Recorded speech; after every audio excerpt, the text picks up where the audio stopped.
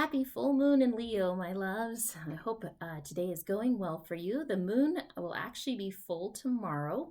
I live in mountain time. If you live there, it's about 2 a.m. tomorrow morning. On the East Coast, it would be about 4 in the morning. So not exact yet, but the energy is definitely full. You can look at a full moon as having the greatest energy the day before, the day it's exact, and the day after that the moon is full. So if any of you are working with that full moon energy, you've got 3 days to do it. But I thought I would go ahead and post the video right now instead of posting it at 4 in the morning tomorrow. But I hope you're well. This is going to be a wonderful lunation to bring some light into whatever house it falls in your chart.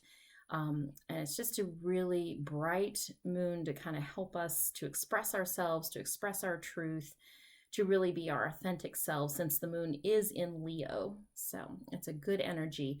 I don't know how many of you have been feeling some of the energies over this past week have almost been a little bit Mercury in retrograde already. It's going to be one of the longest periods that Mercury is actually going to be in the sign of Pisces. He entered on February 3rd, so the earlier part of this week. And even though he's not in retrograde just yet, and won't be in retrograde until the 17th of this month, having Mercury retrograde in, or having just Mercury himself in Pisces, is kind of a heavy energy because Mercury is not real happy in Pisces.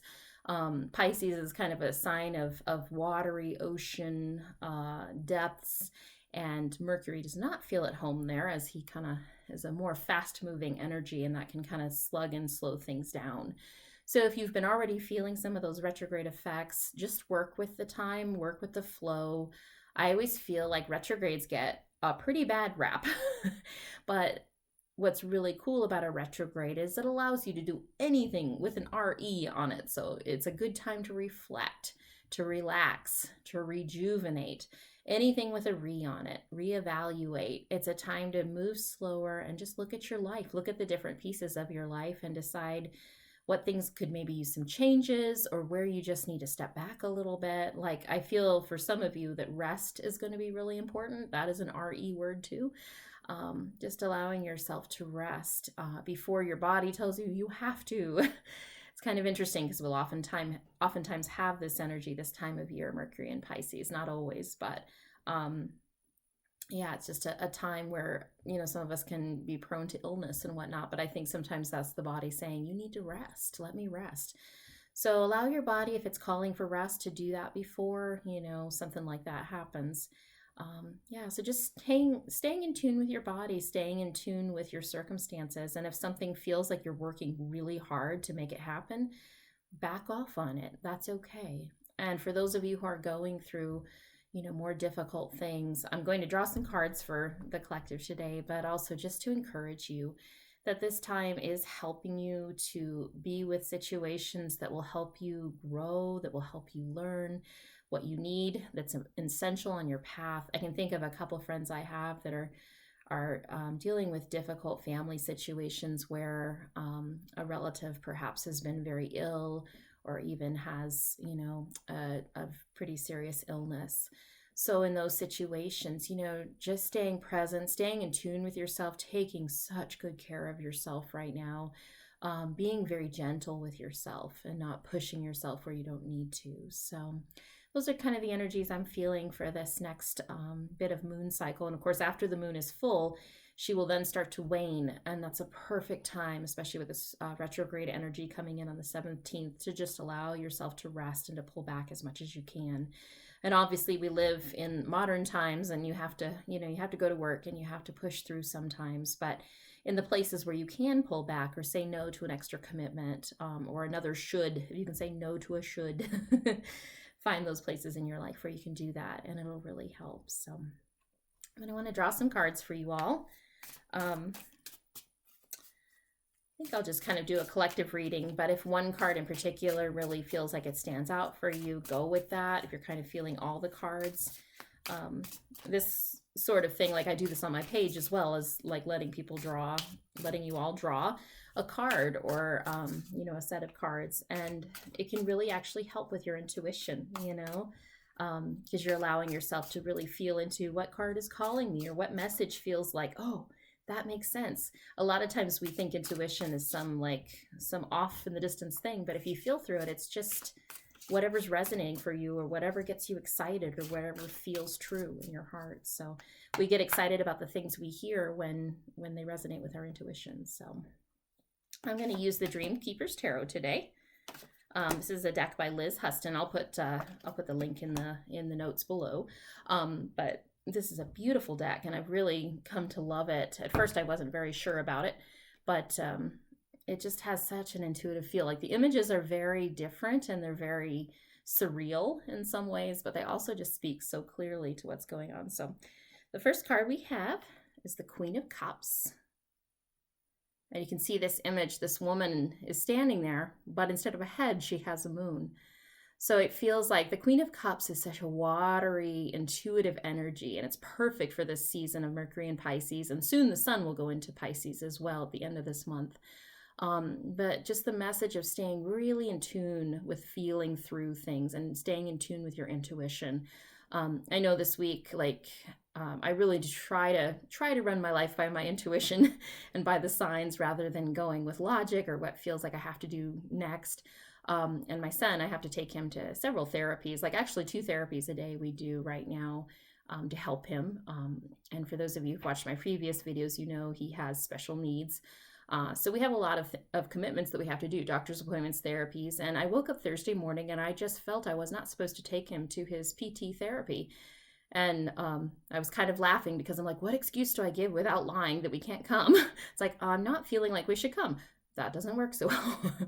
So, but trusting my intuition enough to say, okay, I don't think we're supposed to go in today for whatever reason, whether it's not the best for him or he needs to rest today.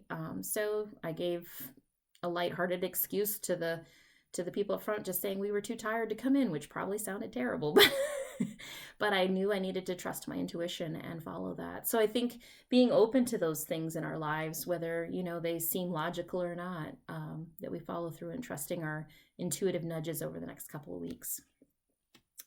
And the next card that's coming forward, I feel this message very strongly for some of you.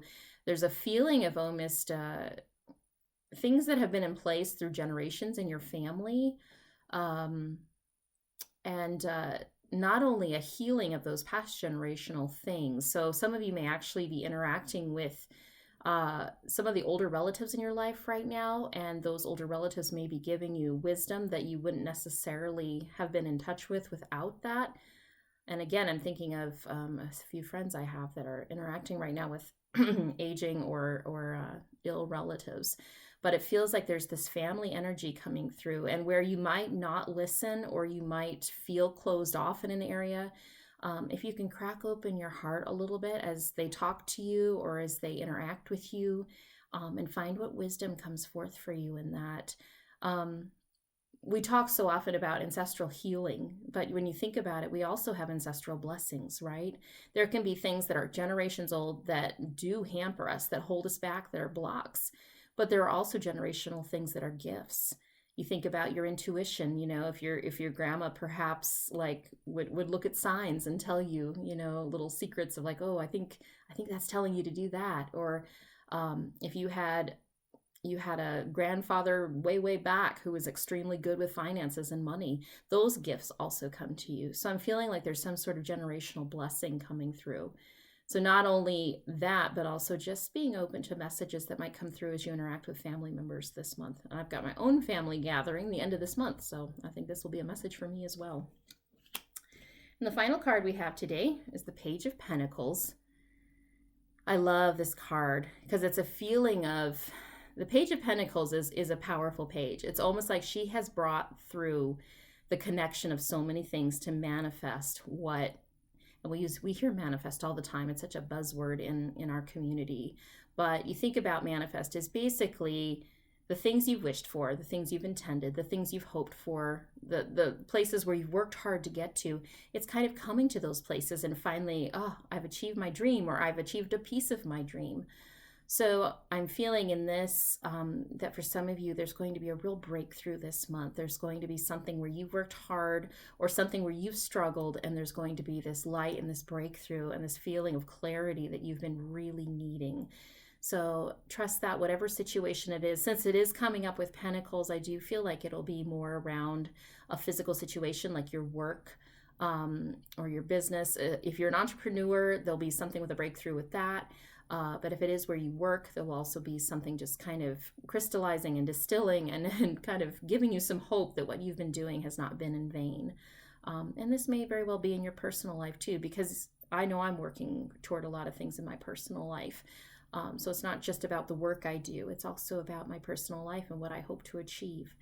So really feeling that you can just see this snake and it's just rising through her chakras and opening things up and bringing that rebirth energy and everything opening up. So lovely messages for this month. I hope that helps you all. And I'm just so grateful for all of you. Every time you like or comment or subscribe, I'm just so grateful. And it means so much to me.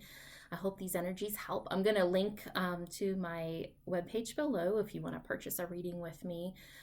I love reading the cards. There's something so special that comes through, and it allows us to connect, connect with our innermost being. I think that's what draws me to tarot every day of the week.